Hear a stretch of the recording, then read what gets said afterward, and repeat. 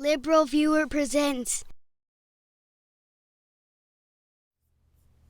So, welcome to the March 3rd edition of LiberalViewer Sunday Live Clip Roundup. Thanks for joining me. I've picked out the weekend's 15 best, most newsworthy clips for which to be a really educational, fair use, media criticism and political commentary show for you all tonight. My political comedy source will be last night's Saturday Night Live, including the Ben Stiller as Michael Cohen cold open, although I think the real star of that, as I'll talk about after I show the clip, was really Bill Hader as Representative Jim Jordan. And also have a quick clip from Weekend Update from Saturday Night Live. And then you can actually compare Ben Stiller as Michael Cohen and Bill Hader as Jim Jordan to the actual Michael Cohen and Jim Jordan, because I have clips of both of them coming up in the show. Michael Cohen, I have a couple clips from the congressional hearings, and then Jim Jordan, I have a mega 5+ minute clip of him avoiding all questioning from Chuck Todd on, let's see, that if you look down in the video description, you can also see a link to my clip list of all my clips from the big five corporate outlets of ABC, NBC, CBS, CNN, and Fox News, the so-called corporate media here in the United States. The big Jim Jordan clip is clip 9, if you want to follow along. On my topic tonight, which is Trump crimes, ? And I will be committing legal analysis using my background as a criminal defense attorney to actually talk about what the crimes might be, as I have many times. And then there'll be a couple clips that have to do with direct evidence and circumstantial evidence, and I'll really be committing some legal analysis when I get to that point, because I actually know quite a bit about evidence and direct evidence and circumstantial evidence. So look forward to my commentary. Those will be clips 13 and 14, Mark Warner and Adam Schiff. There's actually going to be a Alexandria Ocasio-Cortez clip from the congressional hearings coming up. But like I said, I want to start with the cold open from Saturday Night Live last night with Ben Stiller as Michael Cohen, who he had some funny lines, but like I said, the real star is Bill Hader as Representative Jim Jordan. And I've edited together a bunch of his appearances. The ongoing joke was that everyone kept giving their time back to Jim Jordan so he could make more of a fool of himself, as he kind of did in the hearings. And I think the Bill Hader impression is pretty good in the facial expressions, not so much in the voice, and I'll talk about that a little more with you after we watch. This is like 2 minutes and 50 seconds of a 9.5 minute cold open, well worth watching. As usual, the source of most of my clips are down in the video description, including this one, which is free on YouTube, on the Saturday Night Live YouTube channel, and I've edited together the parts that I'll discuss with you after we watch them together over here. Thank you for inviting me here today to correct the record under oath. Of course, the first time I testified was also under oath, but this time I really mean it. I'm here today to tell you that Mr. Trump is a racist.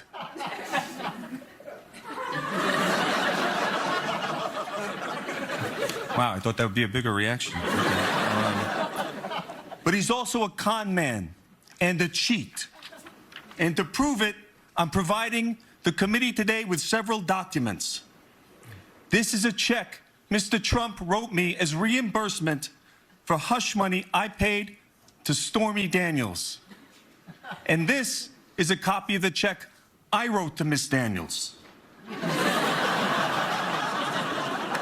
I'm also including a copy of the threatening letter I sent to Mr. Trump's high school, warning them not to release his SAT scores.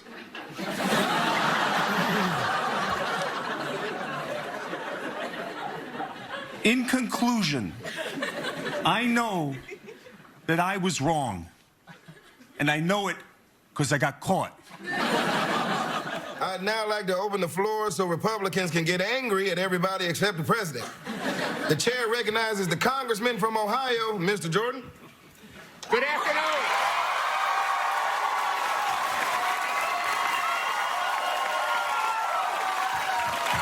Mr. Chairman, and good afternoon to you. You lying piece of human trash! Wow, thank you. I really appreciate that. Where are you looking? I'm right here! Oh, great, thank you. Mr. Chairman, you're right that I'm angry. I'm angry that I have to sit here through this two-bit dirtbag flea circus. I'm so angry I couldn't even wear a jacket today.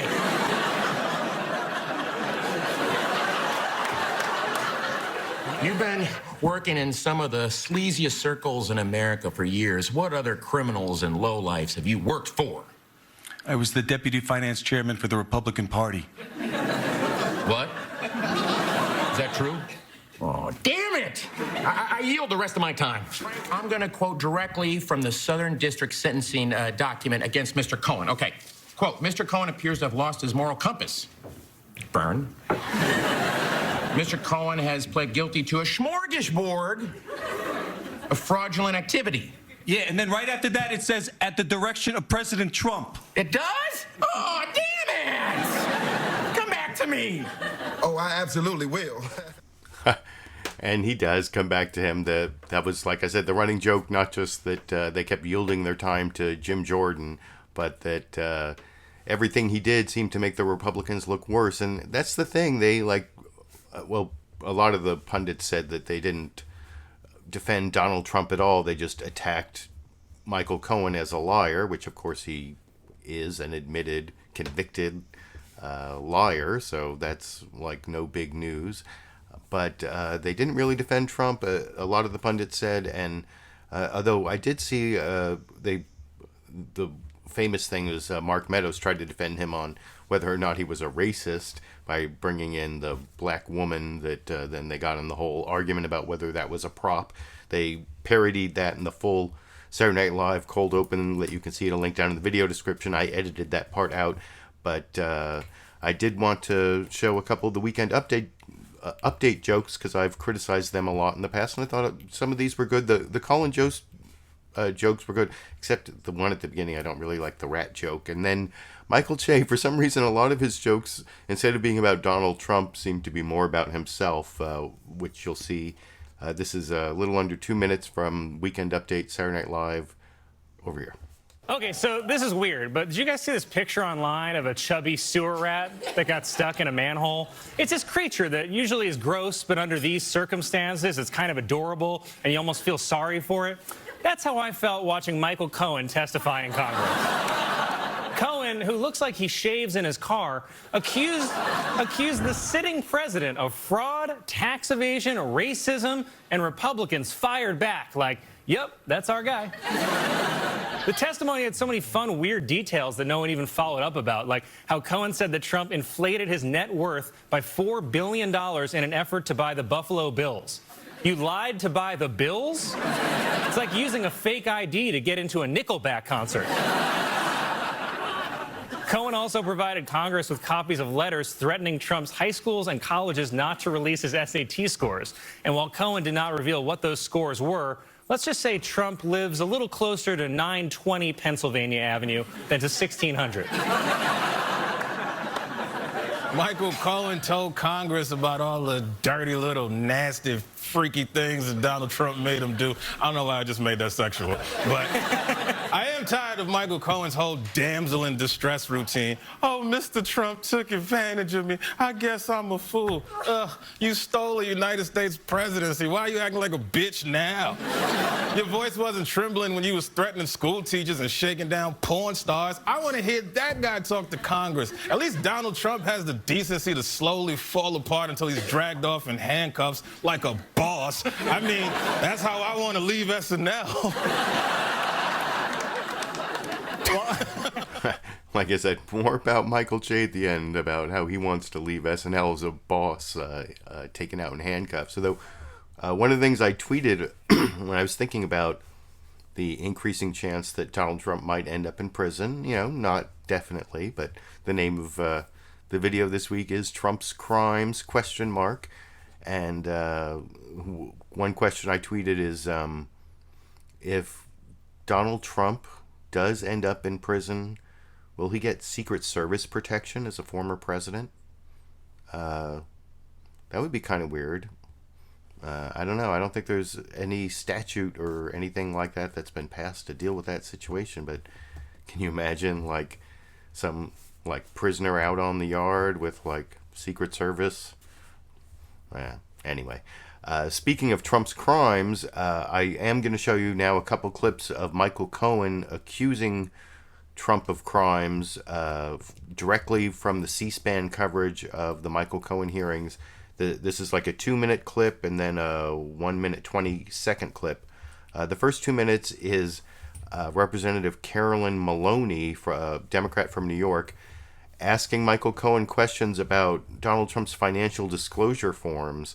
And I don't think there's anything real. I think he did amend his financial disclosure forms, but he describes in this answer how he and Alan Weisselberg, the CFO, like the head accounting guy at the Trump organization, how they figured out how they were going to pay off Stormy Daniels. And this is the whole thing where they paid her $130,000 and then Michael Cohen gets like 11 payments of like $35,000 so that after taxes he gets all of his money back. But they discuss a few other ways that Michael Cohen or that the money could be like laundered, basically. And Carolyn Maloney, the Democrat, she's all focused on the financial disclosure form, and I don't think she really notices, and no one's really focused on, like, this sounds like they have various schemes, especially using the golf clubs where they like have someone who wants a membership and he pays it's like hundreds of that, like $200,000 to be like a member at Mar-a-Lago. And so they give him the membership, but then they like the money goes to Michael Cohen to pay him back for paying off Stormy Daniels. That's not what they decided to do, but that was one of the possibilities. And it sounds to me like they have like all these money laundering schemes to like pay people money back for like not cooking the books, I guess they call it, which is what I will talk about with you a little more after you watch this 2-minute clip. Very important clip that I think got overlooked by the media from the Michael Cohen hearings on Wednesday over here. Why do you think the president did not provide the accurate information in his 2017 financial disclosure form? What was he trying to hide? He corrected other forms, but he didn't correct this one. The payment on the reimbursement of the funds that I extended on his behalf. Can you elaborate more? Well, going back into the story, as I stated, when Alan Weisselberg and I left the office and we went to his office in order to make the determination on how the money was going to be wired to the IOLA, the interest on a lawyer's account for Keith Davidson in California, I had asked Alan to use his money.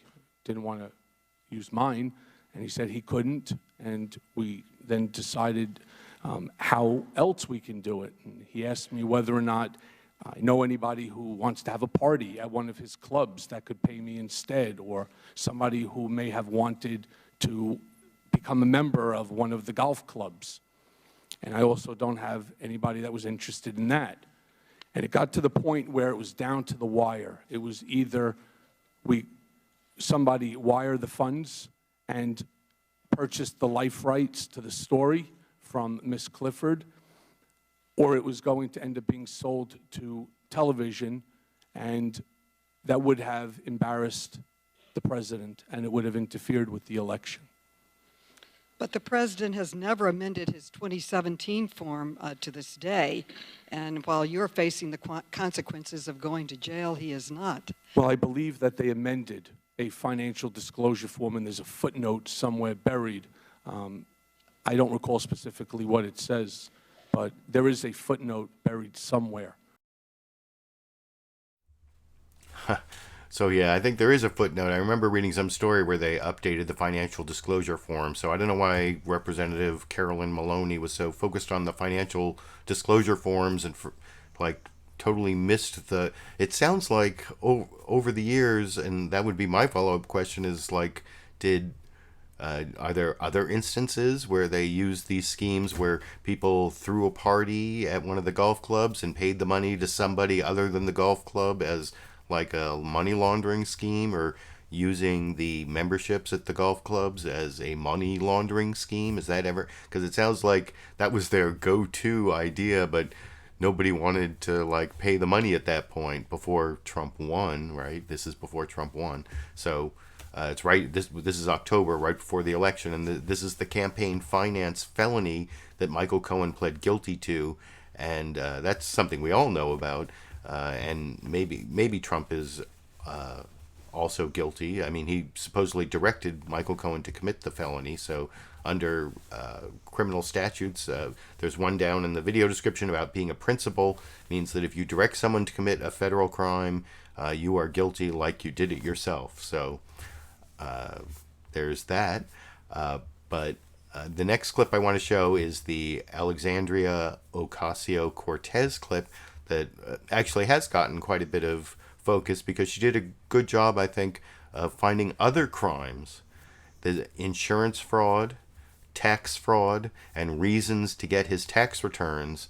And that comes after she asked a question about the treasure trove of like compromising material that the National Enquirer, David Pecker, and AMI have on Donald Trump, which is something else that Congress apparently is going to be able to get their hands on, maybe if it exists. And that's the minute 20-second clip I will show you and talk with you about after we watch together over here. First, my colleague from Vermont had asked you several questions about AMI, the parent company of the National Enquirer. And in that, you mentioned a treasure trove, a quote, treasure trove of documents in David Pecker's office relating to information assembled from all these catch and kill operations against people who potentially had damaging information on the president. You also mentioned that the president was very concerned about the whereabouts of these documents and who possessed them. Does that treasure trove of documents still exist? I don't know. I had asked David Pecker for them. So you would say the person who knows the whereabouts of these documents would be David Pecker? David Pecker, Barry Levine, or Dylan Howard. Okay, thank you. Secondly, I want to ask a little bit about your conversation with my colleague from Missouri about asset inflation. To your knowledge, did the president ever provide inflated assets to an insurance company? Yes. Who else knows that the president did this? Alan Weisselberg, Ron Lieberman, and Matthew Calamari.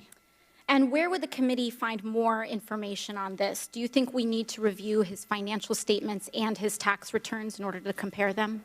Yes, and you'd find it at the Trump org.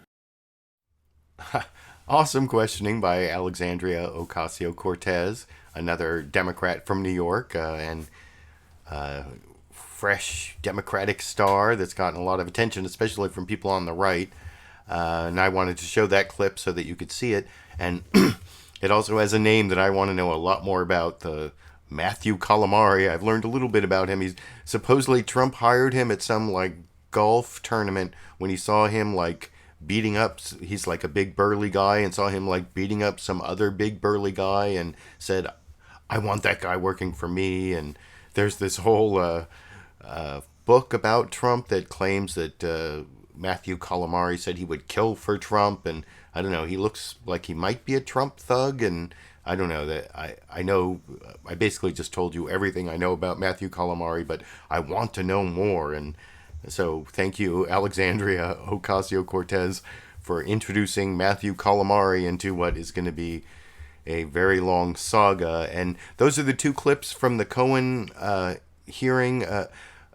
That may have been the first hearing of the Trump impeachment, even though I'll show you several clips of Democrats coming up saying, oh, we're not going to impeachment yet. But I've been talking about how I really want to cover the impeachment, and I almost wanted to do a clip roundup of the Michael Cohen hearing. Wednesday was a bad day for me. There's a lot of stuff going on ACLU-wise, and that doesn't even, I'm not even talking about the thing going on in Sacramento this weekend with the district attorney deciding not to prosecute the police officers who killed Stephan Clark almost a year ago. That was not really covered on the corporate news media, except CBS had a brief question to Doug Jones. You can see here that's Stephan Clark. These are all people I know, well, not all, but I know people in this picture.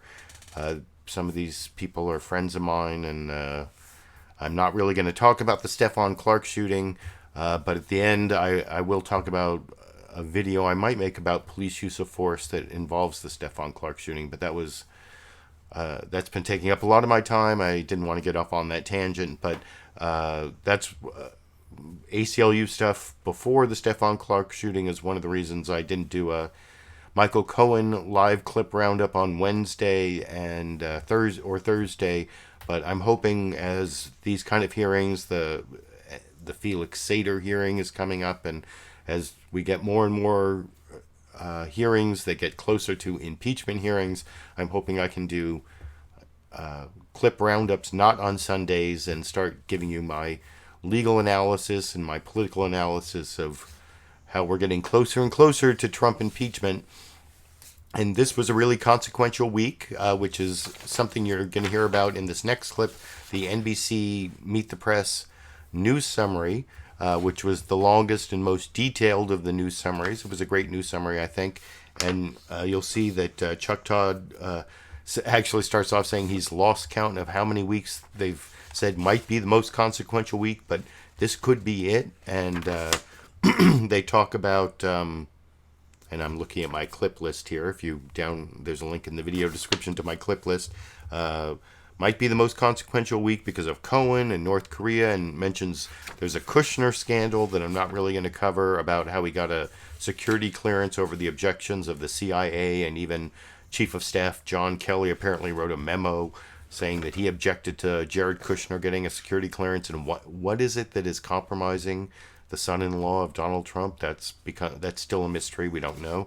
And then the whole national emergency issue, which is still ongoing, and then CPAC. And Donald Trump gave the longest speech of his presidency. I think it was 2 hours, 2 minutes. I watched the whole thing. It was like an unhinged rant that covered all sorts of topics, and that was also covered, especially in the NBC News Meet the Press package.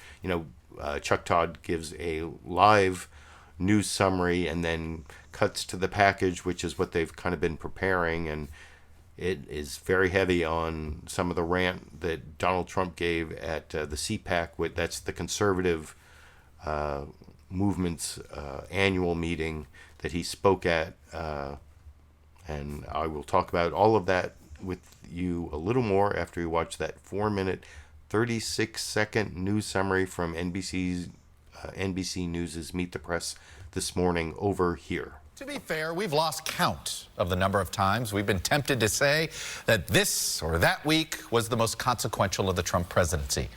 But this week certainly is worthy of consideration. Consider.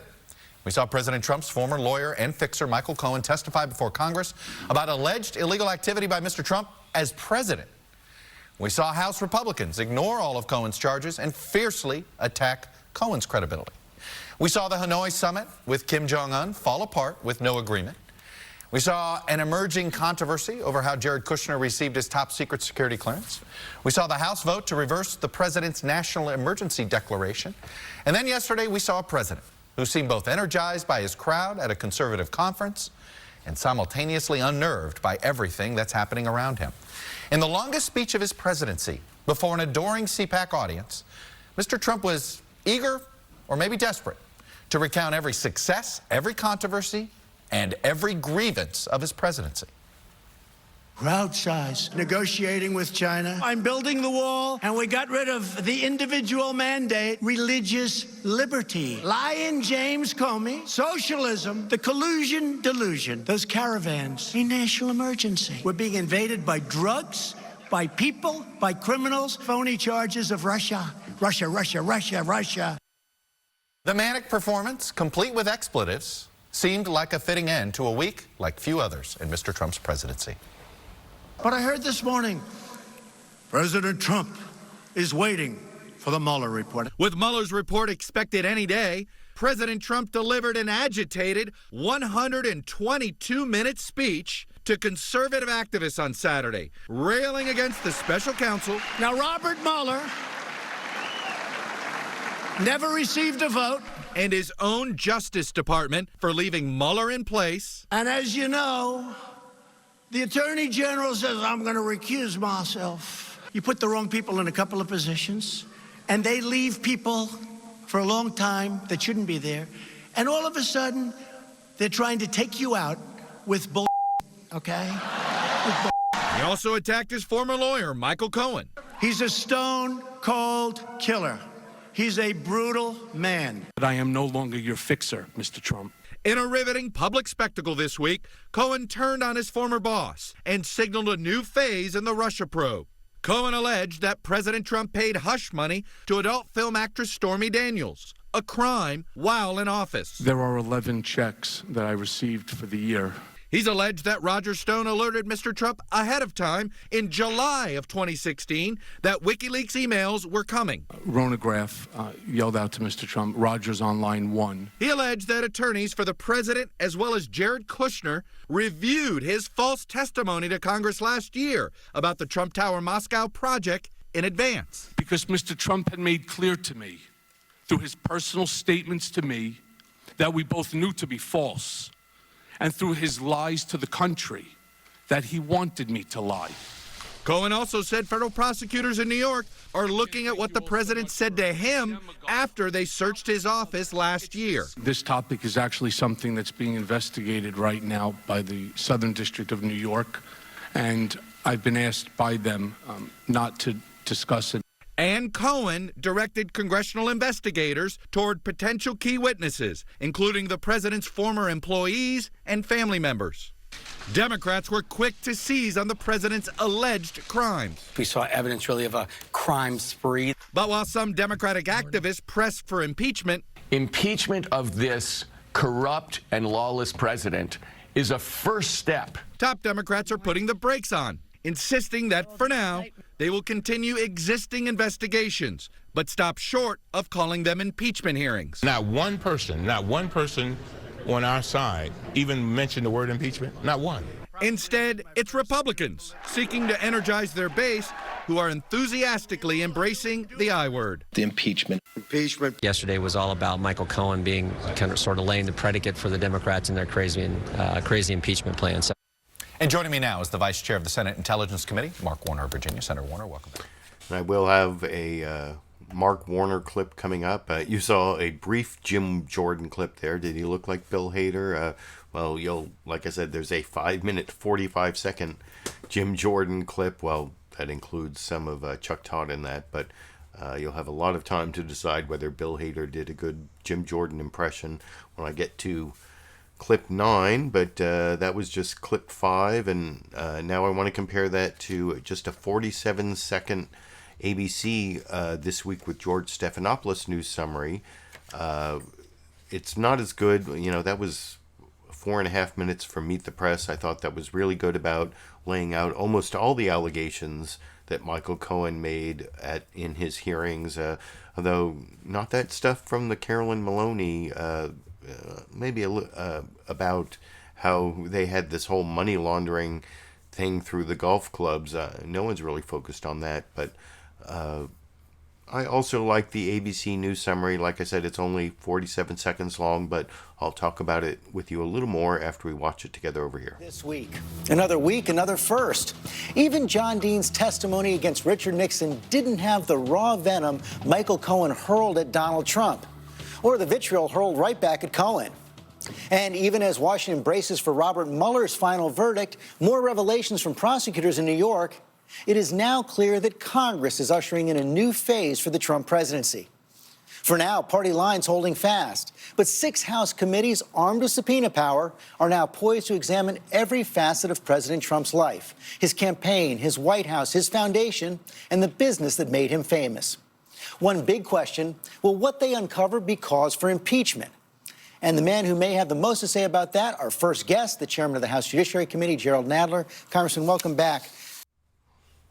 I will give you a edited clip of Jerry Nadler, another Democrat from New York, who is head of the House Judiciary Committee, so he is in charge of impeachment, like George Stephanopoulos was saying there. And the one good thing I think about that ABC News summary is it talked about the upcoming investigations, and Gerald Nadler actually makes some news in the clip I'm going to show, clip number 10 coming up, where he actually says they have 60 document requests going out tomorrow. So I don't know if you're watching this as a recorded show, you might already know about that, but it sounds like they're getting the facts. The House, now the Democrats have taken over the House of Representatives. They have oversight. They have subpoena power. They are getting to the facts, and Jerry Nadler will just have an extended clip. Clip number 10 is 3 minutes 45 seconds long, so you can hear from the chairman of the House Judiciary Committee about possible what the standard for impeachment should be, and it's pretty interesting. That's something to look forward to. But now I want to show you the CNN State of the Union news summary. This is the only CNN clip I took. I could have taken a Mark Warner clip from CNN. It's very similar to the Mark Warner clip I'm going to show you from ABC coming up. No, is it ABC, the Mark Warner clip? No, from NBC. Chuck Todd talked to Mark Warner.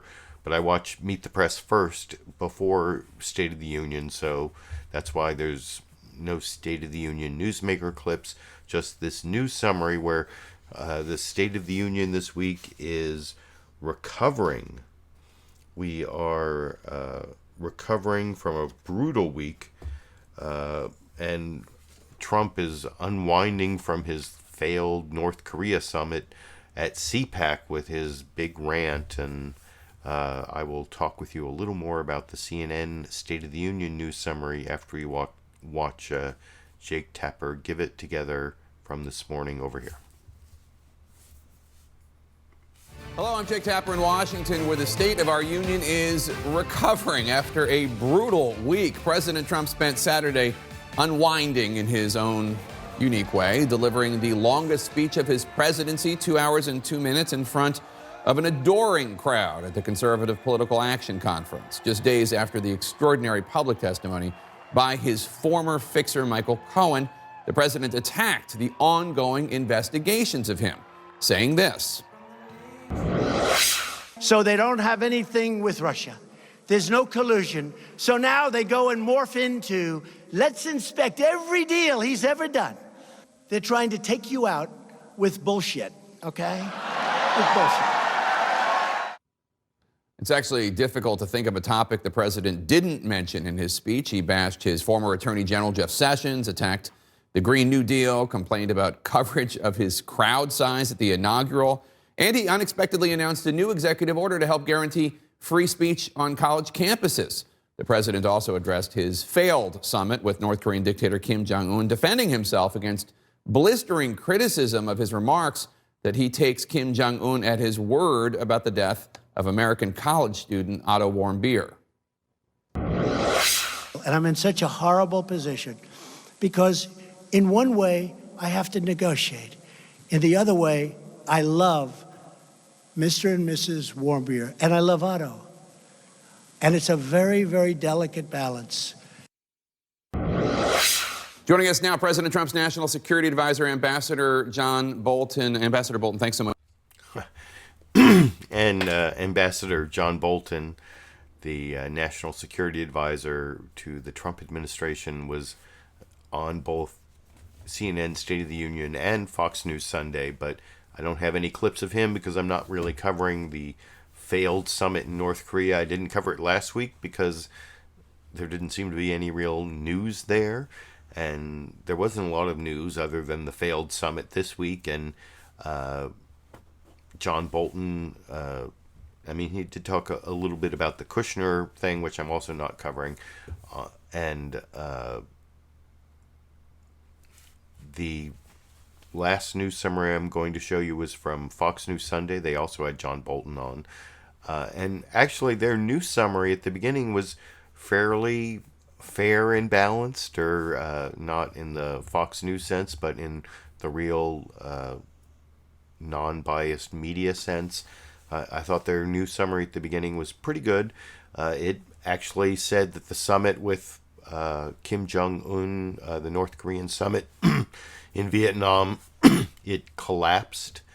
And I think they covered some of they didn't really get into the allegations from the Michael Cohen testimony, more the character assassination than the crimes, I think. And I will, the next clip I'm going to show you, or a little bit later, I'm going to show you another Fox News clip where Chris Wallace is questioning a Democrat, Debbie Dingell, about the Michael Cohen testimony. And it's all about whether the Democrats are going too far rather than the bad stuff that Donald Trump apparently has done. But that didn't really leak over into this news summary, which I'll discuss with you a little more after we watch that 2-minute, 25-second clip together over here. And hello again from Fox News in Washington. President Trump is coming off a rough week, and the collapse of his summit with Kim Jong-un is just part of it. On Capitol Hill, Michael Cohen called his former boss a criminal. The New York Times reports the president ordered a top-secret security clearance for son-in-law Jared Kushner over his staff's objections. And there's outrage over the president saying he believes the North Korean leader's claim he didn't know about the savage treatment of Otto Warmbier. In a moment, we'll speak with National Security Advisor John Bolton, who was in the final session in Vietnam between the president and Kim. But first, here's Chief Congressional Correspondent Mike Emanuel on Mr. Trump's rocky ride. Basically, they wanted the sanctions lifted in their entirety, and we couldn't do that. President Trump walked away from negotiations with Kim Jong-un in Vietnam, cutting their second summit short. In the end, each side gave conflicting accounts of its terms for denuclearization in North Korea. They were willing to denuke a large portion of the areas that we wanted, but we couldn't give up all of the sanctions for that. What we proposed was not the removal of all sanctions, but their partial removal. Half a world away in Washington, Do you swear or affirm that his former attorney Michael Cohen testified in front of Congress, calling the president a racist and a con man.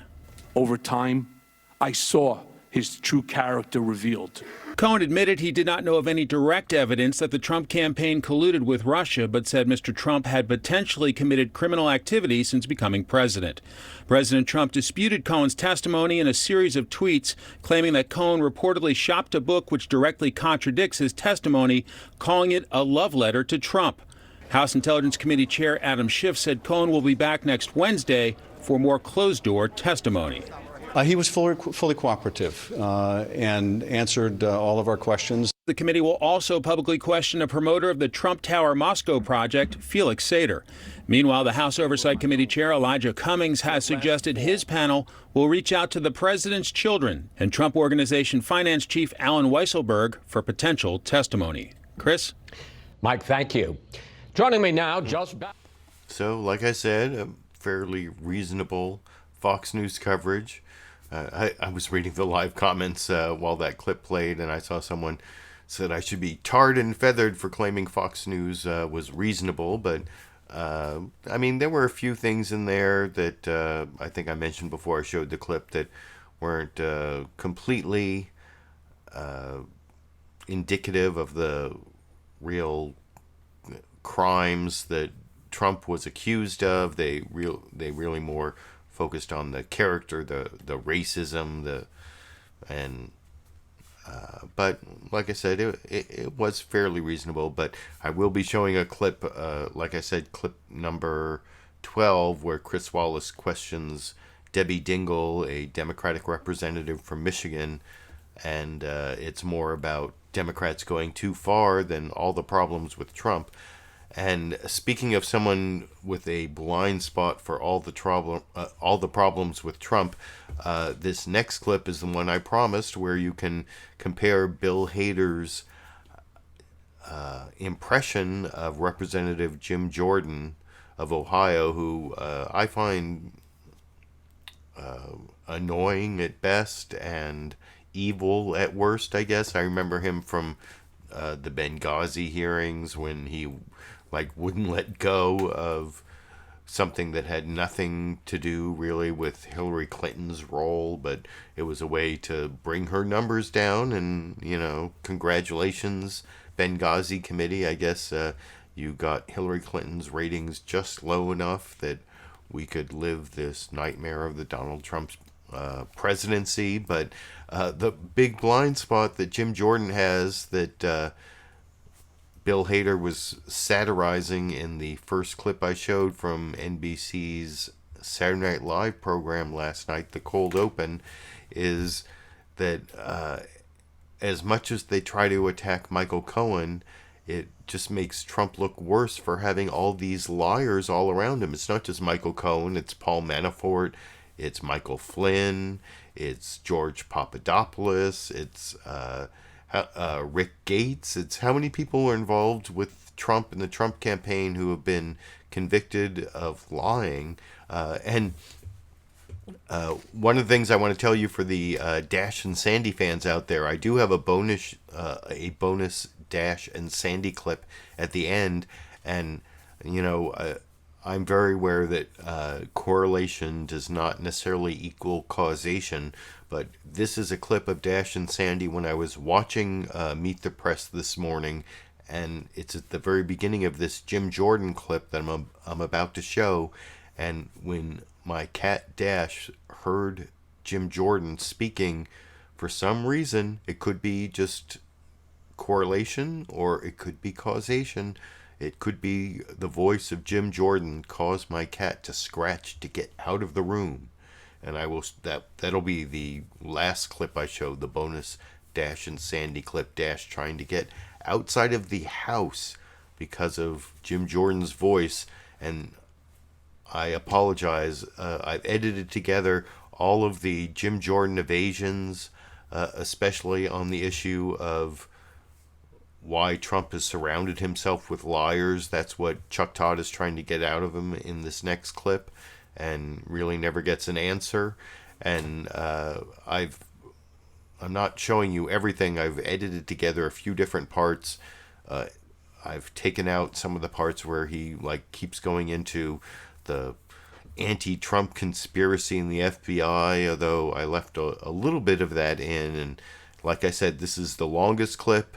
It's 5 minutes, 45 seconds of Jim Jordan. This is the worst of the Republican Party.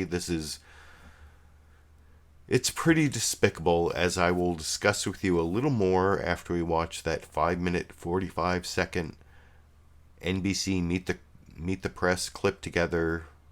Meet the Press clip together that I've edited together for us to watch together over here. At that Michael Cohen hearing on Wednesday, Republican members of the House Oversight Committee defended President Trump largely by attacking Cohen, who has admitted to lying to Congress. And no one was more on message than the ranking member of that committee, Jim Jordan.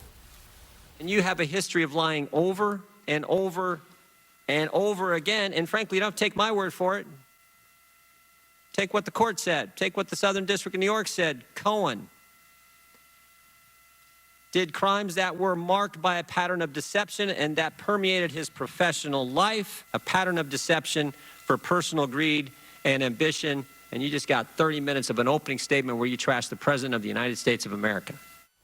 Republican Congressman Jim Jordan of Ohio joins me now. Congressman Jordan, welcome to Meet the Press. Good to be with you. Why do you think President Trump hired somebody like Michael Cohen as this close confidant for a decade? Mr. Cohen said it was some real estate deal 10, 12 years ago. Why he hired him, I don't know. What I do know is what I said at the hearing, and that is Michael Cohen is going to prison in 2 months for 4 distinct federal crimes, one of which is lying to Congress, and yet the Democrats made him their star witness. Their first announced witness of the 116th Congress is a guy who was going to prison for lying to Congress, and guess what? He came in last Wednesday and did what? Lied to Congress. 6 different times. That's why we sent a letter. The President of the United States, the lead attorney for him, and essentially unofficial political advisor for a decade, is this person you just described. You just described. Well, we could even though he took credit for launching the Trump campaign single-handedly. Does it bother you that Donald Trump surrounded him, it kept this man as a confidant for everything you've described him as? Why did he keep him as a confidant? You'd have to ask. Does that bother you? Not really. Doesn't. Why? Just doesn't. What I know is what the president's done is 2 years as president of the United States.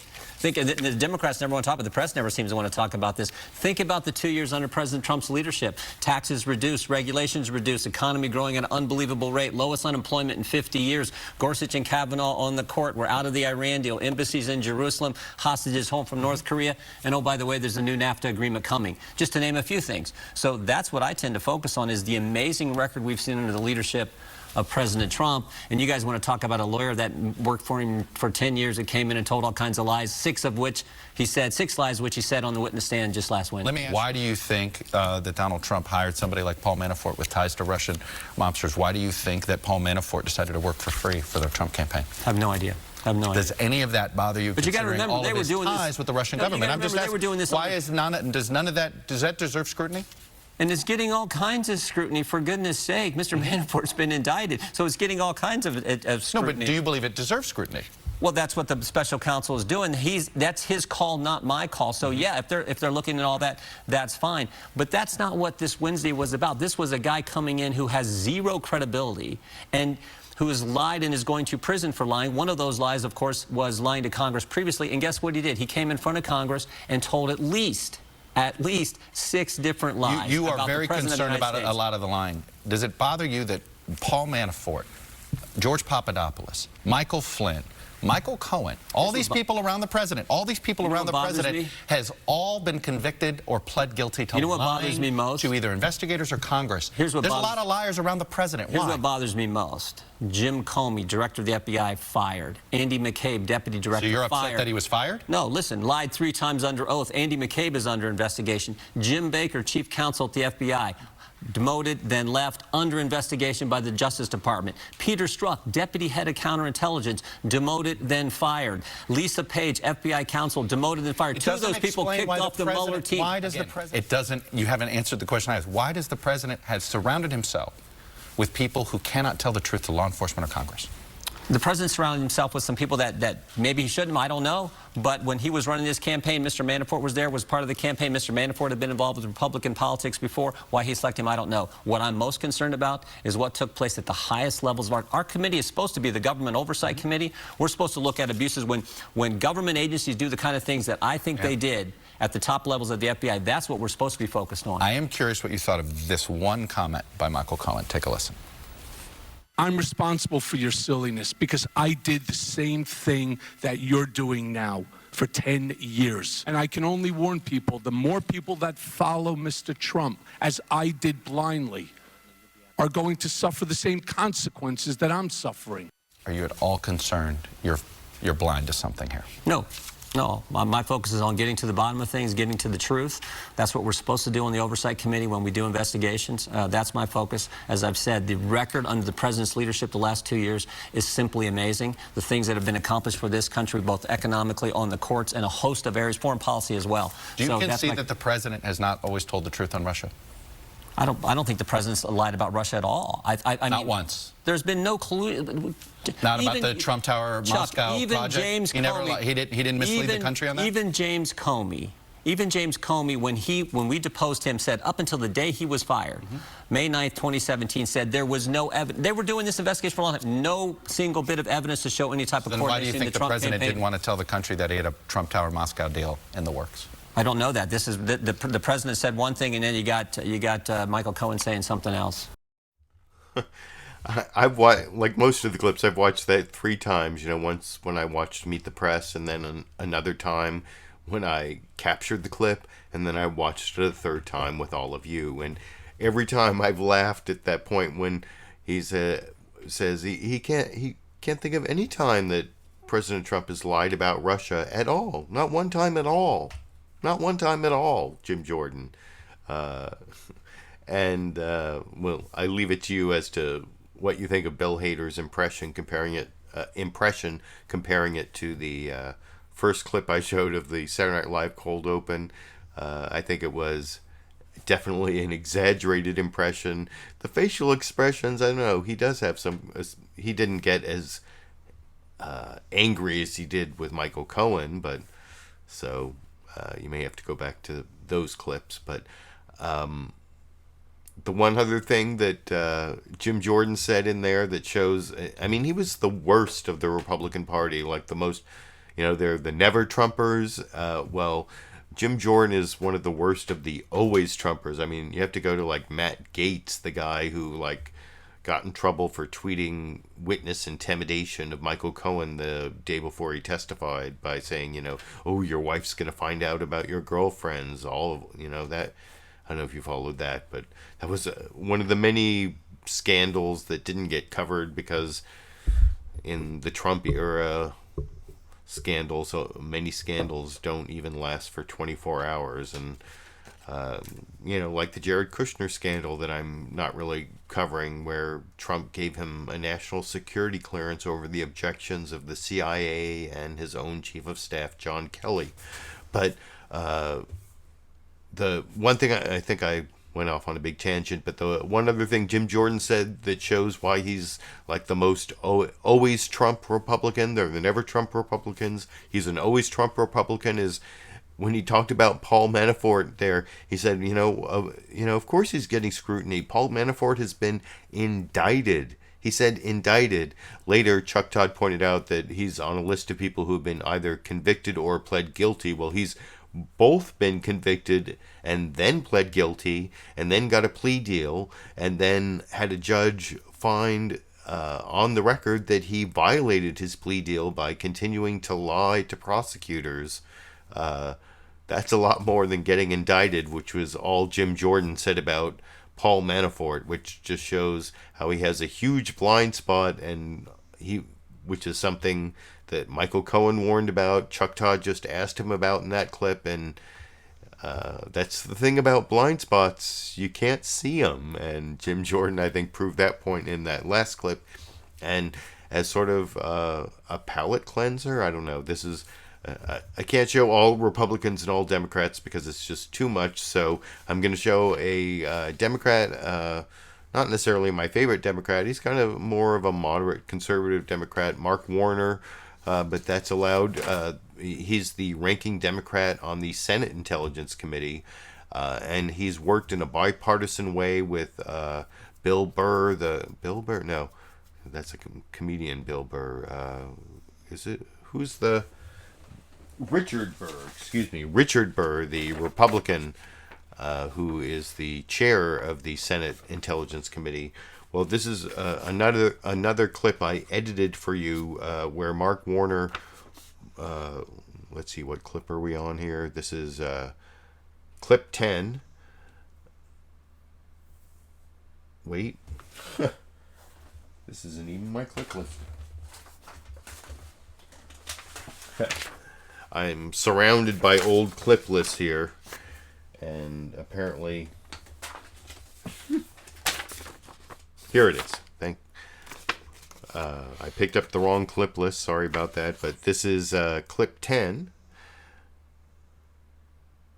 This is not the Mark Warner clip. Sorry, this is the Jerry Nadler clip that I promised you. This is the Mark Warner clip is actually coming up, clip number 13, but clip number 10 is Jerry Nadler, the one I promised you earlier.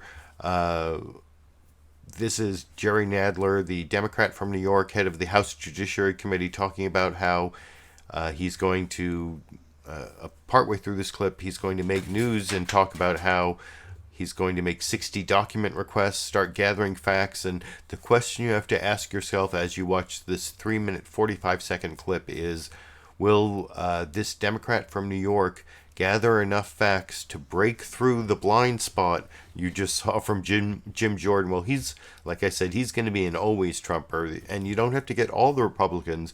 You have to get some of the Republicans, which Jerry Nadler admits as one of the standards for impeachment. I've edited together a couple different clips here, and it's really important. And one thing he says is not true. He says something is political, not political, which is political, and his answer even shows how it's political, which I will discuss with you after we watch that 3-minute, 45-second clip together over here. So did you learn anything from the Michael Cohen hearing this week that would lead you to open an impeachment investigation? Well, what we learned from the Cohen testimony was that he directly implicated the president in various crimes, both while seeking the office of president and while in the White House. You're talking about the campaign finance. Campaign finance, yes. That was the major ones. Impeachment is a long way down the road. We don't have the facts yet, but we're going to initiate proper investigations. The Republicans Impeachment investigations? No.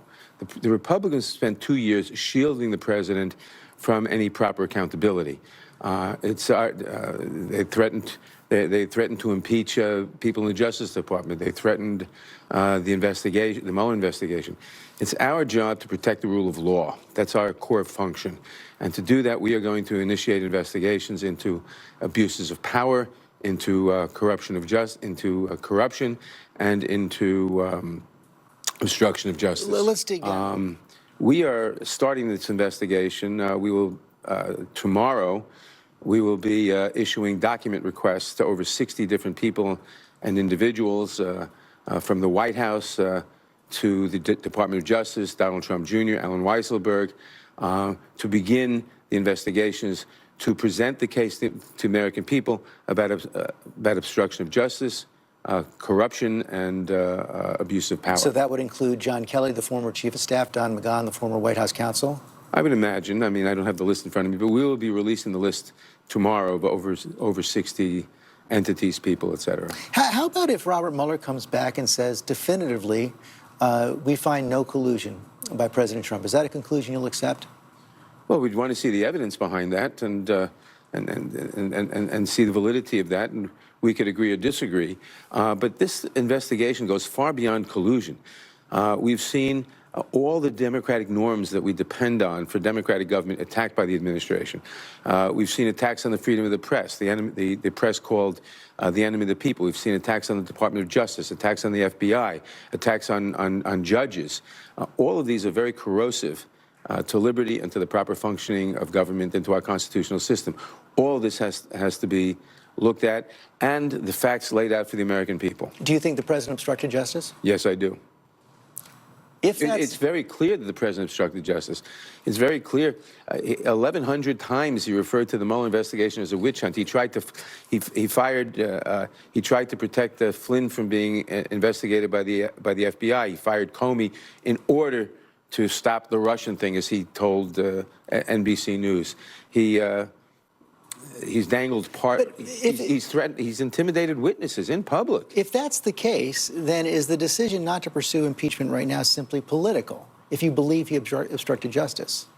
No, we have to do the investigations and get all this. We do not now have the evidence all sorted out and everything to do an impeachment. Before you impeach somebody, you have to persuade the American public that it ought to happen. You have to persuade enough of the opposition party voters, or of the Trump voters, that you're not just trying to steal. It's a very high bar. Yeah, it is a very high bar. That you're not just trying to steal the last election, to reverse the results of the last election. We may or may not get there, but what we have to do is protect the rule of law. So like I said before I showed the clip, Jerry Nadler said that impeachment is not political. It's just something where you have to persuade the American people and persuade enough of the opposing party where they don't think you're trying to overthrow the election. That sounds really political. That means you have to get enough evidence where you persuade the general populace and other politicians, even in the Republican Party. That is totally political. And impeachment is a political question. If you look at your pocket Constitution, if you happen to have any copy of the Constitution, I know many of my viewers, if you give me a $10 contribution on through PayPal with your shipping address down at a link in the video description, I will send you this pocket Constitution. And at the $5 level, you get this. $10 level, you get both of these. And the same is true for my Patreon patrons. Another link down in the video description. Well, if you read impeachment, impeachment requires a majority of the members of the House of Representatives, but removal requires 2/3 of the members of the Senate. 67 senators. There are only 47 Democratic senators, so that means if you actually want to remove the president, you need 20 Republican senators. That's political. That's why impeachment is political, or impeachment and removal is political. So thank you, Jerry Nadler, for pointing that out, or I don't know why he didn't say it was political, but he also made that news that I talked about. I have one more Republican to show you. This is a Republican from California, Kevin McCarthy. He's an important Republican because he's the minority leader in the House. That means if the Republicans controlled the House, he'd be Speaker of the House. And he is also showing a lot of the same blind spot you saw from Jim Jordan. This is talking to George Stephanopoulos on ABC's This Week. I put him after Jerry Nadler because he's responding to what Jerry Nadler said, and other than the request for documents, the other big news he said is Trump is guilty of obstruction of justice. And if you don't think that's true, I invite you to look down in the video description about 10 links down. There's a link that says Congressional Research Service 2014 document before Trump was even, on the horizon as president, titled, quote, Obstruction of Justice, an overview of some of the federal statutes that prohibit interference with judicial, executive, or legislative activities. Click on that link. You'll see a big long document explaining all of the obstruction of justice statutes, including several that I've also put. You can read the statutes themselves at links I put in the video description.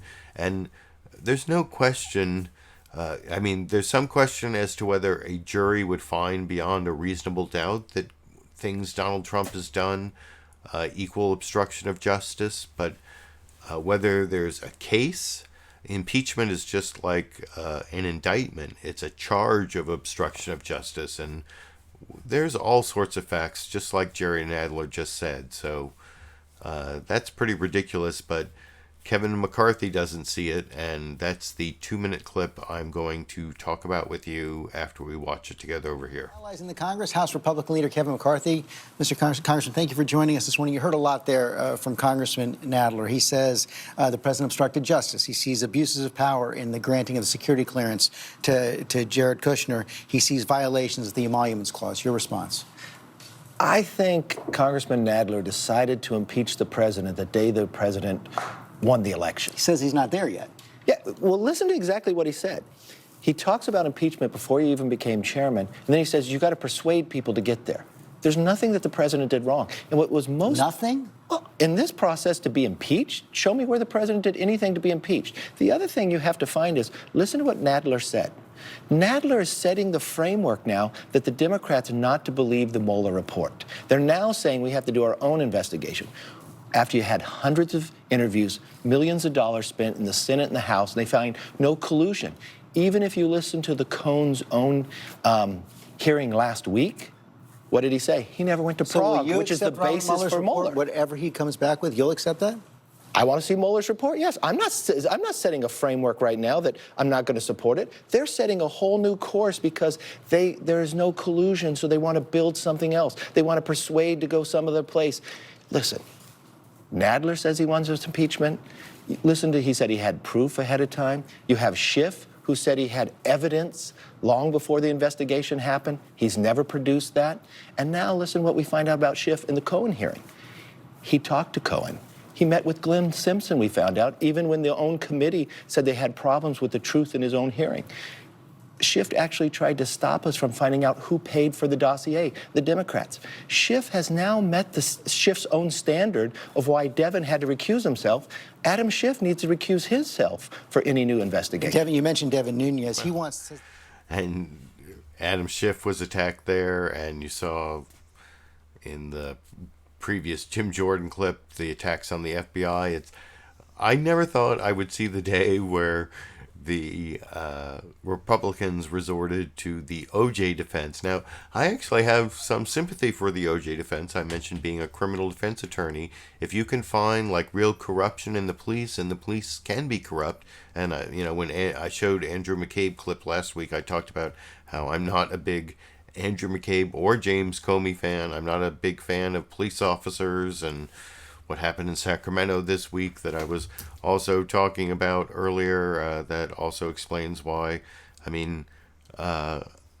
I'm sympathetic to the OJ defense where the investigators are corrupt and so the all this evidence, it's tainted. But I never thought I would hear Republicans use the OJ defense, but you just heard it from Kevin McCarthy there and from Jim Jordan before that. And I'm done showing you Republicans, sort of, because except for in this next clip where the newsmaker, Debbie Dingell, is a Democrat from Michigan, but the questioning from the Fox News Sunday host, Chris Wallace, he seems to be kind of the Republican in this picture because, as I promised earlier, this is a Fox News Sunday clip. Even though the news summary was pretty middle, was pretty fair and balanced, they had some panel discussion and this guest questioning, which all seemed to center on the Democrats are going too far, they're going too far. Impeachment, it's basically the party line that you heard from in the Meet the Press news summary about all the Republicans, Democrats never really mentioning impeachment, but the Republicans, they're all talking about impeachment as a way to rally Trump's base. And that's what Chris Wallace was talking about with Representative Debbie Dingell, all the ways that that the Democrats may be going too far in their investigation of Trump. And there are a couple CPAC clips here from yesterday, and one is kind of buried right in the middle of this 4-minute, 40-second clip that is really insidious, and Chris Wallace never really, he shows Trump saying that there are members of Congress who hate America, which that is quite a charge. I mean, they might be misguided, but if you get all the way to Congress, you probably get there because you think somewhere, maybe you're deluded, but you think you're like doing good things for America. Otherwise, why are you running for Congress? But Trump thinks that members of the opposition party, they hate America.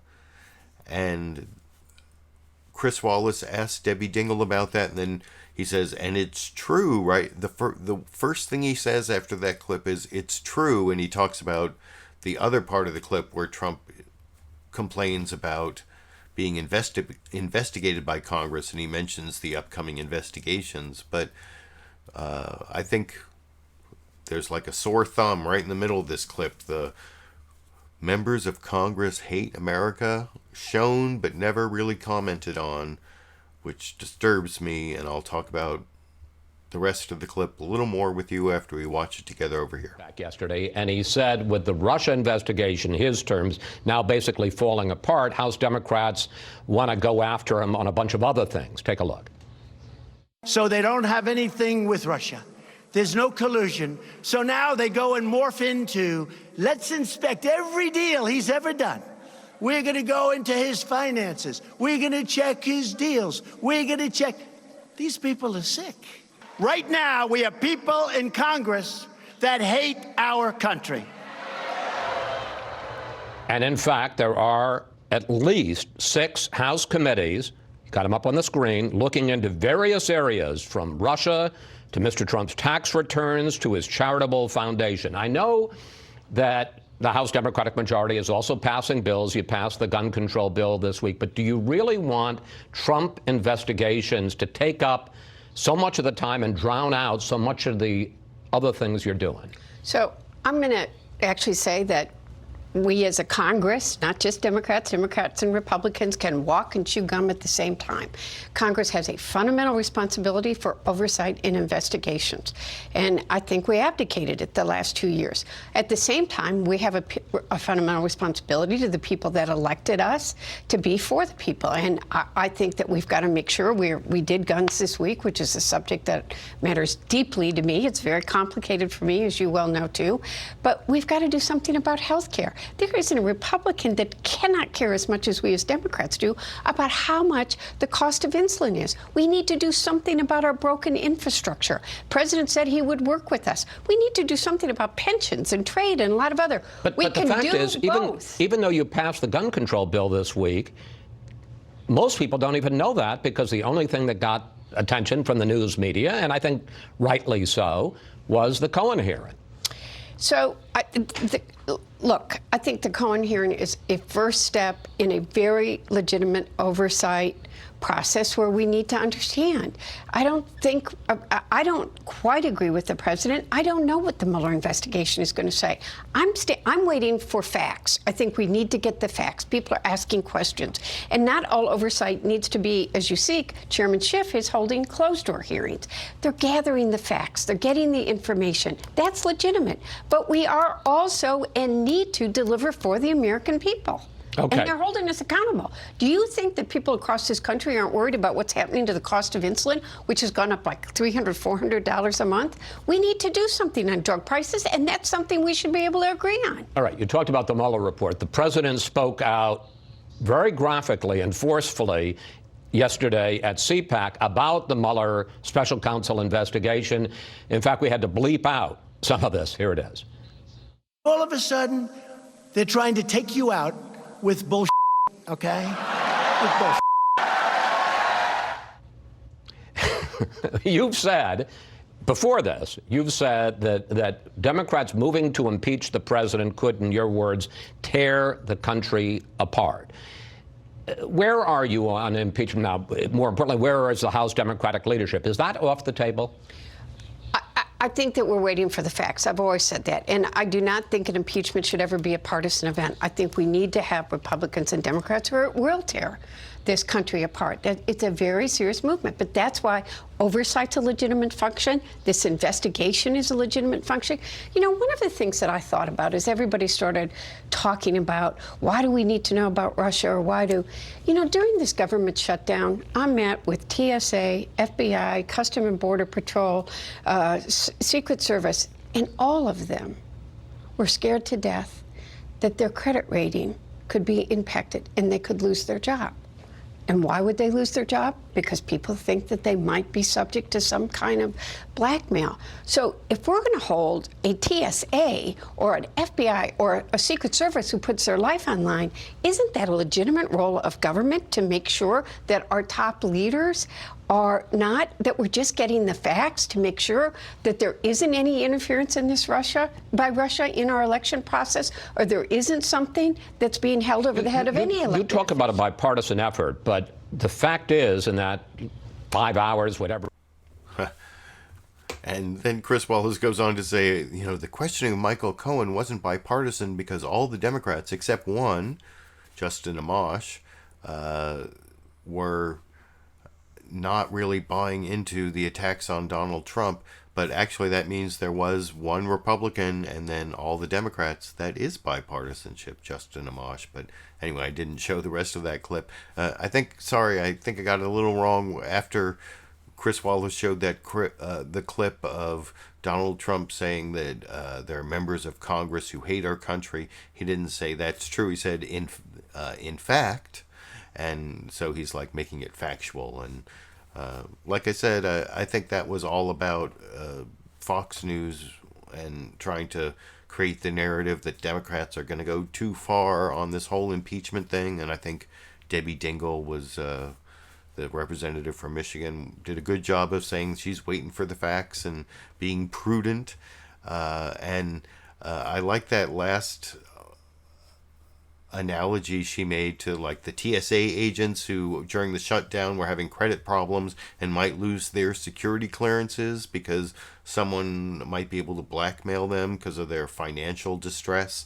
And that is covered again in clip 15 coming up, the last of the news clips, one of two Adam Schiff clips I'm going to show you, where Adam Schiff talks about the financial stuff he wants to look into to see if our president, Donald Trump, also is under sway of the Russians. But before that, I want to show Mark Warner and then Adam Schiff both talking about the evidence of collusion, both direct and circumstantial. And I said at the very beginning of the show I was going to commit some legal analysis and talk about the difference between direct and circumstantial evidence. Well, these next two clips are going to be all about that, and then I'll give my commentary afterwards. First, this is Mark Warner on NBC's Meet the Press, talking to Chuck Todd, both about the three areas of investigation that this bipartisan Senate Intelligence Committee is going to look into.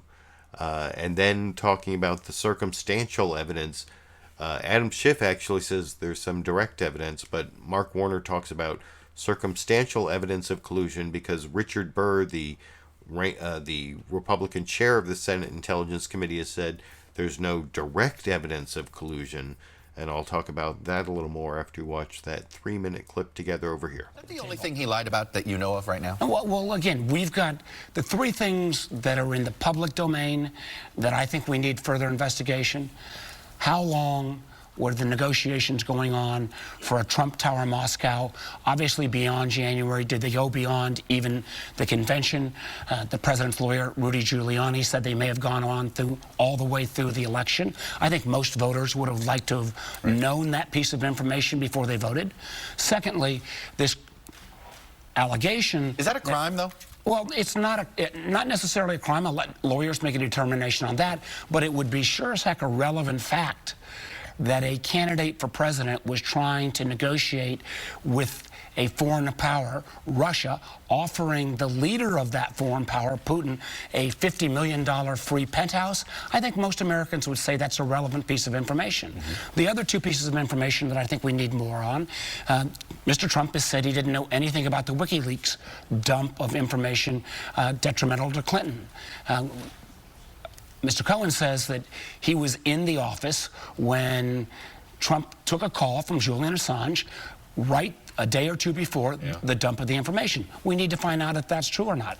And then we also heard testimony that Donald Trump Jr., at least, indicated to Donald Trump about the infamous now Trump Tower meeting that included the president's son, the president's son-in-law, the president's campaign manager. Again, that meeting was not about Russian adoptions. It was about offering dirt on Hillary Clinton. We need to find out if all those things are true. I want to play something that the chair of the committee said not too long ago, Richard Burr. Take a listen.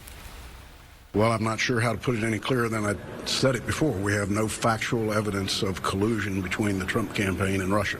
What does that mean, no factual evidence? Well, again, Richard Burr and I have worked together very well. We're going to continue to work together. I think there is enormous amounts of evidence. What you do with that evidence, where it leads, I'm reserving my judgment until we finish the investigation. Is it fair to call it circumstantial right now? Well, let's just go through the litany of what we know. The ongoing negotiations about Trump Tower well into the campaign. I believe the fact that Mr. Trump knew about the dump of the WikiLeaks material. The fact that clearly the meeting at Trump Tower meeting, which was not described appropriately in terms of offering dirt. The president's campaign manager sharing information, polling information with the Russians. The earlier instance where Russians were offering through one of the campaign aides, Papadopoulos, information. To me, that's all evidence. Where that evidence leads in terms of a conclusion, and we've still got some of those key people to come back, I'm going to reserve judgment until I'm finished. But there's no one that could factually say there's not plenty of evidence of collaboration or communications between Trump Organization and Russians. So you see there, Mark Warner, the ranking Democrat on the Senate Intelligence Committee, kind of describes circumstantial evidence. And what's the difference between direct and circumstantial evidence? Well, I'll describe it a little bit before I show Adam Schiff talking about direct and circumstantial evidence of collusion. Suppose, what's direct evidence that it snowed last night if you live somewhere where it snows, let's say? Well, direct evidence is you looked out the window and you saw snow falling from the sky. Then you directly have evidence that it snowed. But what's circumstantial evidence that it snowed? Well, suppose you looked out your window last night and there was nothing on the ground. It was bare. The ground was bare. You go to sleep. You wake up the next morning. You look outside. The ground is covered with snow. That is circumstantial evidence that it snowed last night. Now, if you want to prove something... Now, some people say circumstantial evidence is worse than direct evidence. That's not true. It has just as much weight. If you do a criminal trial, like I used to do criminal trials, circumstantial evidence is just as good as direct evidence. But the thing is, it involves a reasonable inference. You're making a reasonable inference that since there's snow on the ground, that it snowed, and there wasn't snow when you went to bed, then it snowed last night. And if you want to prove someone guilty beyond a reasonable doubt based on circumstantial evidence, it has to be the only reasonable inference you can make based on the evidence. So, for example, if there was evidence that I live like 90 minutes from Lake Tahoe where there are these ski areas, I happen to know there are snow machines. And what if there was some evidence that the reason the ground is covered with snow is somebody came by with a snow machine? So it was fake snow, fake news.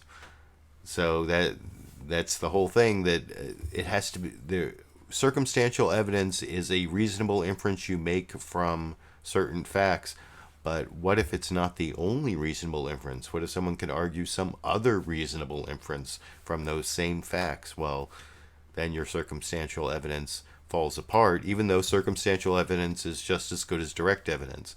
And you'll see in this next clip, Adam Schiff talks about both direct and circumstantial evidence, and he describes the Trump Tower emails, the June 2016 John Jr. stupid emails, as being a problem of direct evidence of collusion. And I will talk about that a little more after we watch this first of the Adam Schiff clips. Speaking of stupid, one thing I forgot to mention about that last clip, I'm going to show the beginning of it again. It starts off with a really stupid question from Chuck Todd to Mark Warner over here. I'll play that real quickly before I show the Adam Schiff clip. Is that the only thing he lied about that you know of right now? Well, again, we've got... Whatever came before that, he's asking Mark Warner about Donald Trump. Is that the only thing Donald Trump lied about that you know of? That was one of the stupidest questions of the week, because Donald Trump has lied so many times. But anyway, here's Adam Schiff talking about direct and circumstantial evidence of collusion with Margaret Brennan on CBS's Face the Nation this morning over here. Cohen said, though, in that open testimony, he had no direct evidence of collusion with Russia. The Senate Intel chairman also said, at this point, no evidence of collusion at this point. Do you have direct evidence of collusion with Russia? Well, I think there is direct evidence in the emails from the Russians through their intermediary, offering dirt on Hillary Clinton as part of what is described in writing as the Russian government effort to help elect Donald Trump. They offer that dirt. There is an acceptance of that offer in writing from the president's son, Don Jr., and there's overt acts in furtherance of that. That is the meeting at Trump Tower and all the lies to cover up that meeting at Trump Tower, and apparently lies that the president participated in. That, to me, is direct evidence, but there's also abundant circumstantial evidence. There is, for example, evidence of Manafort sharing internal polling data with someone linked to the Russian intelligence services. But why do that? What legitimate purpose is there for things like that? Michael Cohen's own testimony was circumstantial evidence that the president was dealing with Roger Stone, who was dealing with WikiLeaks in an effort to none of this find amounts out to about releases of information. Impeachment grounds for you still. I mean, these are serious allegations. Well, I mean, here's the thing, and I've made this distinction all along, and that is, while there's abundant evidence of collusion, the issue from a criminal point of view is whether there is proof beyond a reasonable doubt of a criminal conspiracy. And that is something that we will have to await Bob Mueller's report and the underlying evidence to determine. We will also have to look at the whole body of improper and criminal actions by the president, including those campaign finance crimes, to determine whether they rise to the level of removal from office. I have said that I think we should await the evidence from Bob Mueller as well as our own work. And I'm pleased to see that Mr. Nunes, he and I have profound disagreements about many things, are in agreement on one thing: the report and the evidence needs to be provided to Congress. I think that also needs to be made public. So that's Adam Schiff on direct and circumstantial evidence of collusion. I think I commented on that before I showed the clip. And then the final news clip I want to show you before the bonus Dash and Sandy clip, where you see Dash try to scratch to get out of the house when Jim Jordan is speaking. This is Adam Schiff responding. Margaret Brennan here, I don't think does a great job, or I don't know, maybe she's too circumspect to actually ask Adam Schiff about what Donald Trump said about him at CPAC. I mean, she does ask him about it, but she doesn't say what he actually said. And I think Donald Trump has come up with his nickname for Adam Schiff. Even though he said bullshit about the investigation, he didn't say little Adam shit like he said in his Trump tweet that one time.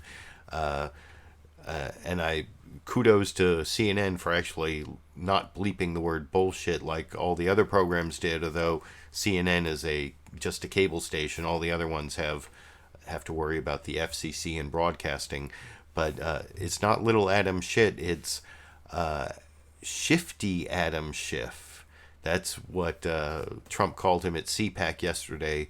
Margaret Brennan sort of alludes to that but doesn't really quote it, and then asks him about Trump balking at the financial investigations. And this is, I think, important to watch because it relates to what you heard earlier about whether Trump is been compromised by having a debt. And this is something you heard Debbie Dingell talk about earlier. That's what I was trying to remember there. That's why I was pausing. In the Fox News Sunday clip, she talked about how like even TSA agents who are having their credit rating compromised by the government shutdown are worried about losing their job because of their national security problem from having debts. And this is where Adam Schiff says, well, maybe our president has those same problems in the final news clip that I'll talk about with you after we watch together over here. Congressman, the president personally attacked you yesterday at a conservative political action summit, and he balked at specifically the broadening of the investigation into his finances. Can you clarify exactly what Democrats are looking for here? Is it his tax returns? Well, I'm not surprised the president has balked at Congress looking into his personal business, something he's tried to draw a red line around. But we have seen from our own investigation as well as the special counsel's just how perilous it would be for the country if we ignored or allowed him to draw red lines. The Moscow Trump Tower deal, for example, is among the most disturbing because that's something the president was pursuing throughout the midst of the presidential campaign while saying he was having no business dealings with the Russians. That was a deal that stood to make him more money than any other deal in his life. And it was a deal where he was pursuing help from the Kremlin, from Putin himself, at a time when Putin was seeking relief from sanctions. And that is the most compromising circumstance that I can imagine. So we are certainly looking deep into the set of issues around Moscow Trump Tower. We're also looking at persistent allegations that the Russians have been laundering money through the Trump Organization. I don't know that that's true, but if it is, again, it's a profound compromise of this president. You said you don't know that that's true. Who can answer that question for you? Who do you need to talk to? Well, we'll need to talk to some of the banks that have been doing business with Mr. Trump, like Deutsche Bank, which has had a history of laundering Russian money. It was a bank, one of the very few, if only, that would do business with Mr. Trump after American banks refused. But we also will want to speak with the accountants, the chief financial officers for the Trump Organization, and others who would have information about the Moscow Trump Tower deal, about the issue of money laundering. In fact, we're bringing Felix Sater in to talk about Moscow Trump Tower in a couple weeks. So there are any number of witnesses that can shed light on whether America's national security is compromised because the president has been pursuing financial interests with the Russians. Well, Michael Cohen, I know. So that's a lot of bad news for Donald Trump, a lot of places where there might be crimes, there might be collusion, there's a lot of investigation going on. Felix Sater, maybe when he testifies, I'll be able to do a live clip roundup. I appreciate the live viewers keeping me company while I show you these clips. I especially appreciate the super chat contributions I got along the way. Here's what I saw so far.